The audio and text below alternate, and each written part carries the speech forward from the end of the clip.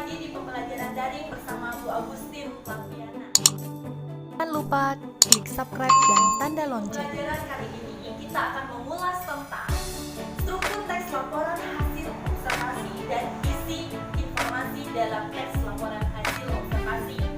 Jadi, kita akan melakukan kegiatan mengidentifikasi struktur teks laporan hasil observasi dan mengidentifikasi isi teks laporan hasil observasi.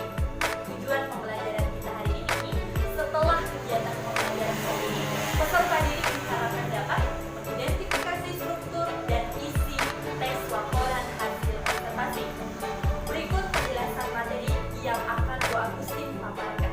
Selamat menyaksikan. Anak-anak, sebelum kita mengidentifikasi struktur dan isi teks laporan hasil observasi, kita akan mempelajari terlebih dahulu tentang fungsi ciri-ciri teks laporan hasil observasi. Di video pembelajaran sebelumnya, Bu Agustin sudah pernah menyampaikan apa ciri-ciri teks laporan hasil observasi. Jadi di video pembelajaran kali ini, Bu Agustin akan menjelaskan tentang ciri-ciri tersebut. Demikian pemaparan tentang materi ciri-ciri teks laporan hasil observasi. Bagaimana ciri-ciri teks laporan hasil observasi? Yang pertama, bersifat objektif, global, dan universal. Objektif artinya mengenai keadaan yang sebenarnya berdasarkan hasil penelitian, contoh tentang kerusakan alam. Lalu yang global dan universal artinya secara umum atau keseluruhan boleh diketahui oleh semua orang, jadi berlaku untuk semua orang. Ciri yang kedua, objeknya tunggal, artinya objek penelitiannya hanya satu. Yang ketiga, lengkap dan sempurna, artinya penyusunan teks laporan hasil observasi sesuai dengan struktur teks dan disajikan secara lengkap. Yang keempat, bersifat fakta, yang disajikan dalam teks laporan hasil observasi berdasarkan kenyataan yang diperoleh dari hasil pengamatan atau penelitian. Demikian tadi penjelasan tentang ciri-ciri teks laporan hasil observasi. Berikutnya, Bu Agustin akan menjelaskan tentang fungsi teks laporan hasil observasi. Jadi, teks laporan hasil observasi itu memiliki fungsi yang sangat penting bagi kita. Apa saja fungsi teks laporan hasil observasi? Simak penjelasan berikut ini. Apa fungsi teks laporan hasil observasi? Fungsi yang pertama untuk memberitahukan atau menjelaskan kegiatan pengamatan yang dilakukan. Contohnya, di sekolah kamu mendapat tugas untuk mengamati lingkungan sekolahmu. Hasil pengamatanmu akan kamu tuliskan ke dalam bentuk catatan-catatan yang menjelaskan atau memberitahukan tentang keadaan lingkungan sekolah yang kamu amati. Fungsi yang kedua yaitu untuk memberitahukan kepada pihak berwenang atau terkait suatu informasi. Untuk fungsi ini, informasi tersebut dapat dijadikan sebagai dasar penyusunan kebijakan. Salah satu contohnya adalah dalam situasi pandemi ini, masing-masing daerah melaporkan keadaan di masing-masing wilayahnya untuk menentukan apakah sekolah sudah bisa dilakukan tatap muka di sekolah. Fungsi yang ketiga yaitu hasil observasi dapat dijadikan sebagai bahan informasi untuk berbagai kepentingan. Contohnya di sebuah perusahaan, masing-masing karyawan melaporkan hasil kerjanya kepada pimpinannya supaya pimpinan dapat menggunakan laporan tersebut sebagai bahan evaluasi kinerja para karyawan. Fungsi yang keempat yaitu sebagai alat pendokumentasian suatu objek atau suatu kegiatan. Salah satu contohnya adalah laporan hasil kegiatan bakti sosial. Laporan tersebut disusun sebagai bahan untuk dokumentasi kegiatan. Sekarang kalian sudah tahu fungsi teks laporan hasil observasi.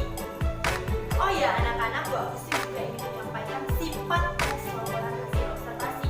Di video pembelajaran sebelumnya, Bu Agustin sudah pernah memberitahukan bahwa sifat teks laporan hasil observasi yaitu informatif, komunikatif, dan objektif, tetapi belum dijelaskan secara lebih rinci dan contohnya. Berikut Bu Agustin akan menjelaskan tentang sifat-sifat teks laporan hasil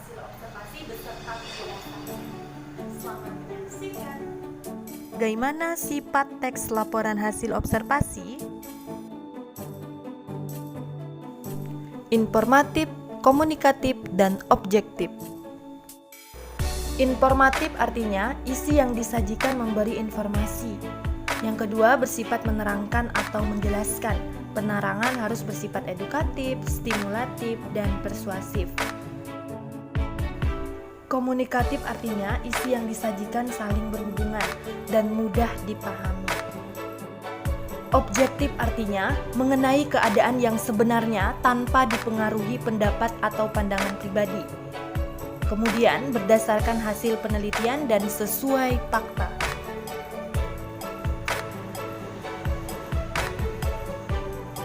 Oke anak-anak, kalian sudah mendengarkan penjelasan Bu Agustin tentang ciri-ciri teks laporan hasil observasi, fungsi, dan sifat teks laporan hasil observasi.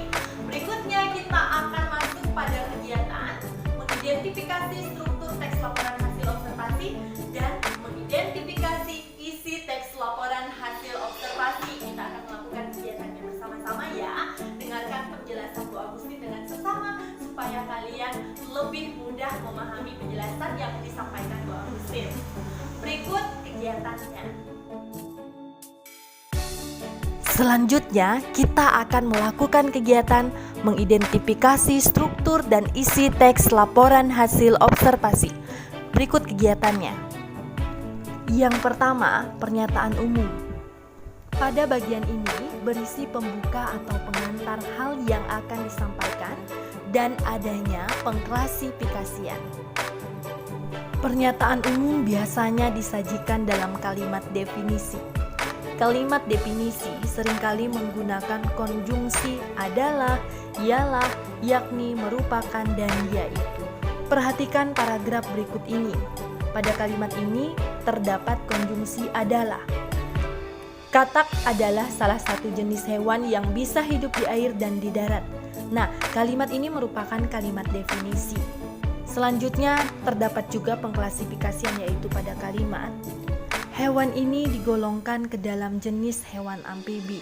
Pada kata digolongkan menunjukkan adanya pengklasifikasian. Struktur teks yang kedua yaitu deskripsi bagian. Bagian ini berisi hal umum tentang objek yang akan dikaji, menjelaskan secara garis besar pemahaman tentang hal tersebut. Perhatikan paragraf berikut ini. Pada paragraf ini menjelaskan tentang habitat hidup katak, bahwa katak bisa hidup di air dan di darat. Deskripsi bagian selanjutnya. Perhatikan paragraf berikut ini. Pada paragraf ini, pokok informasinya menjelaskan tentang cara berkembang biak katak.